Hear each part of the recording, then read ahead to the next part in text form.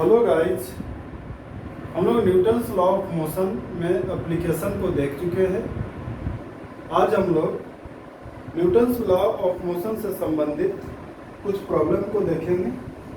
देखिए क्वेश्चन क्या कह रहा है।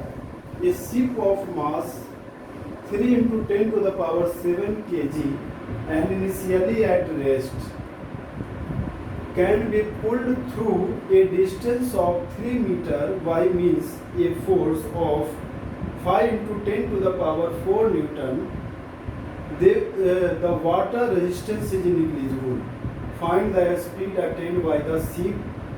यानी कि 3 मीटर जाने के बाद इसका स्पीड क्या होगा, ये दिया हुआ है। देखिए शुरू से समझिए। ए शिप ऑफ मास यानी एक शिप का मास 3 × 10⁻7 kg दिया हुआ है और ये रुका हुआ है। Initial velocity 0। इस पर F फोर्स लगेगा। ये फोर्स लगाएंगे। ये फोर्स का वैल्यू आपको दे दिया गया।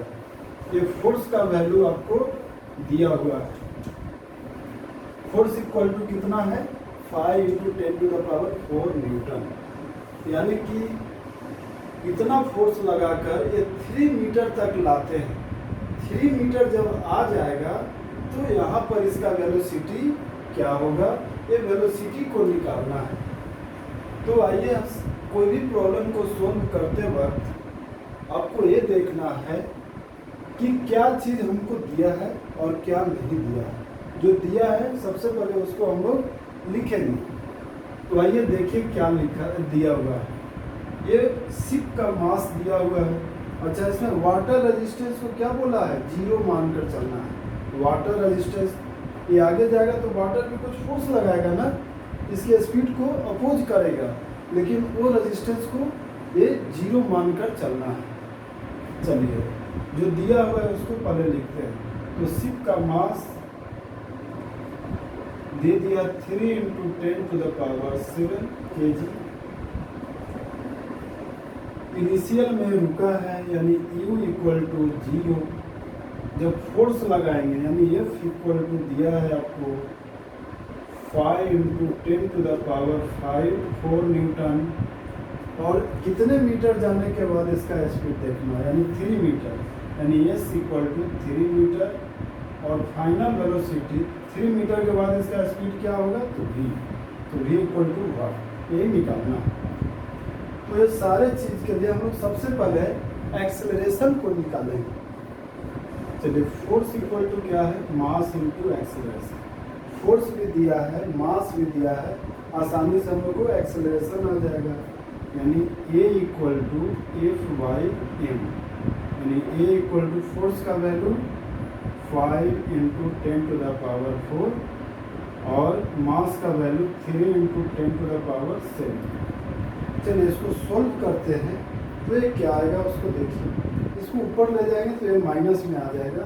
यानी A = 5/3 × 10⁻³ मीटर प्रति सेकेंड स्क्वायर।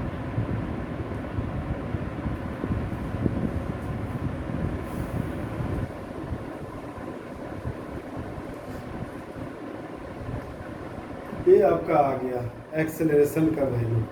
अब हम लोग को निकालना क्या है? V निकालना है। कैसे निकालेंगे वो देखिए। तो हम लोग फार्मूला जानते हैं, V² = U² + 2AS। चलिए V निकालना है तो V² = U²। U क्या है? 0 का स्क्वायर प्लस 2। A का वैल्यू आपको दिया है कितना? 5/3 × 10⁻³ × S यानी डिस्प्लेसमेंट या डिस्टेंस कितना हो गया? 3 मीटर।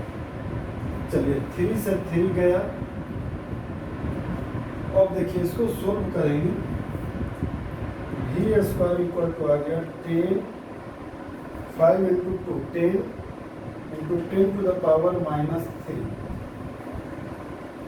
यानी कि V² आ गया। ये देखिए ये 10⁻² हो जाएगा। इसको सोल्व करेंगे तो यानी कि V = ये क्या आ गया? 10⁻⁻1 यानी कि आंसर आपका आ गया कितना 0.1 मीटर प्रति सेकेंड। आपका वेलोसिटी कितना आ गया 0.1 मीटर प्रति सेकेंड आंसर आ गया। इसको नोट कर लीजिए। उसके बाद और भी आगे क्वेश्चन को हम लोग देखेंगे।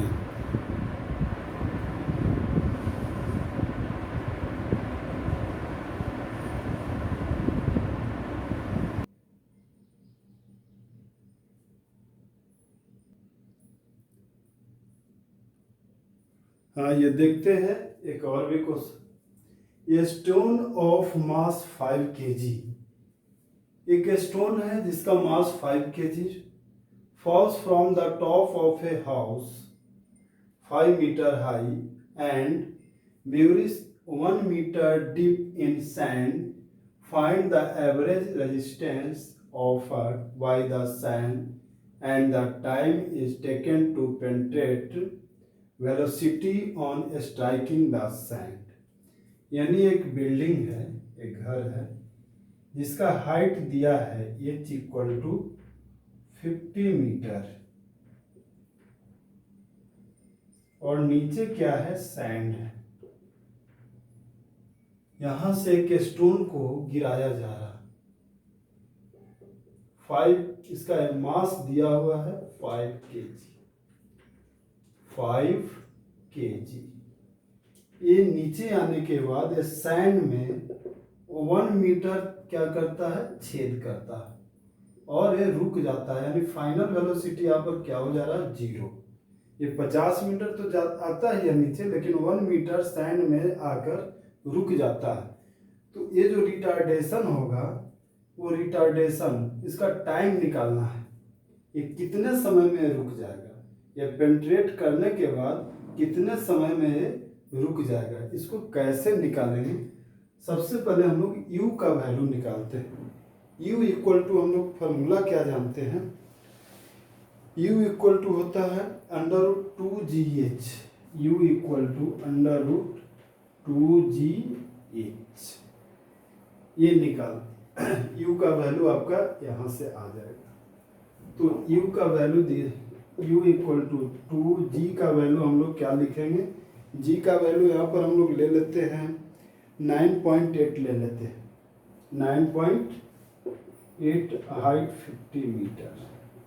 इसको सॉल्व करेंगे तो ये क्या हो जाएगा, मल्टीप्लाई कीजिए, ये तो 0 से 0 गया, ये कितना हो गया, अच्छा 5 5 10 हो गया, यानी कि √985 इतना हो गया। ये कितना हो गया, इतना। यानी u का वैल्यू हम लोग निकाल चुके हैं। u इक्वल टू कितना आ गया, ये वैल्यू आ गया। अब हम लोग को निकालना है, अब क्या निकालना है, टाइम निकालना है। टाइम निकालने के लिए कितने समय में रुक जाएगा उसको निकालना है। तो सबसे पहले हम लोग इसका एक्सेलरेशन देखते हैं। एक्सेलरेशन देखेंगे कैसे निकालेंगे, वो उसका फार्मूला लगाते हैं। तो v square equal to formula है v square equal to u square plus 2gh ऐसा लगाते हैं। यहाँ पर 2gh या 2as यहाँ लगाएंगे, यहाँ पर क्या लगाएंगे 2as। अच्छा, u का वैल्यू आपको पता है, u का वैल्यू पता है, v क्या होगा, फाइनली 0 हो रहा है। a का वैल्यू आपको निकालना है, कैसे निकाल, ये फाइनल वेलोसिटी 0, u का वैल्यू √980 प्लस 2a, ये तो निकालना ही है, और s का वैल्यू आपको दिया है कितना, 1। यानी हम लोग क्या करेंगे, इसको निकालते हैं। ये इक्वल टू हम लोग को आ गया, क्या आ गया, √980 डिवाइडेड बाई, ये माइनस में हो जाएगा, माइनस में डिवाइडेड बाई 2 आ गया। इतना वैल्यू हम लोग को आ गया एक्सेलरेशन का। अब हम लोग इसको क्या करेंगे,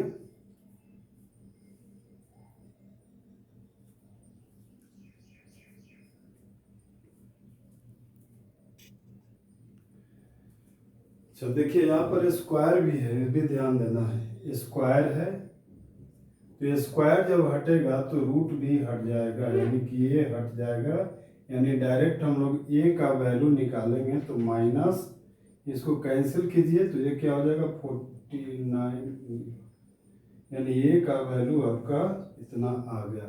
यहाँ स्क्वायर भी है, स्क्वायर हटेगा तो रूट भी हट जाएगा, स्क्वायर को भी ध्यान देना है, ठीक है। तो ए का वैल्यू हम लोग को आ चुका है। अब हम लोग निकालेंगे क्या, force equal to mass into acceleration, यानी कि हम लोग को निकालना है अब फोर्स देखना है कितना फोर्स के साथ यहाँ पर टकराया है। तो force equal to mass into acceleration, यानी मास कितना है 5 kg, एक्सेलरेशन 490 हो गया, 490। अब यहाँ से क्या करेंगे, ये फोर्स आ गया, फोर्स का वैल्यू, अब क्या करेंगे, अब निकालना है आपको यहाँ से टाइम, तो फार्मूला लगाएंगे v equal to u plus a, v 0, u हो गया आपका अंडर रूट 980 माइनस ए का वैल्यू हो गया आपका माइनस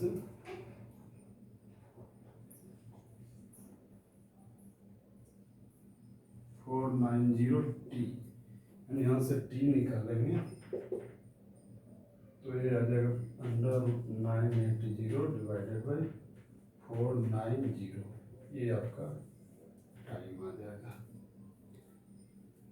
चलिए यहाँ तक हम लोग आज देखते हैं, फिर अगले वीडियो में कुछ और भी क्वेश्चन को देखेंगे।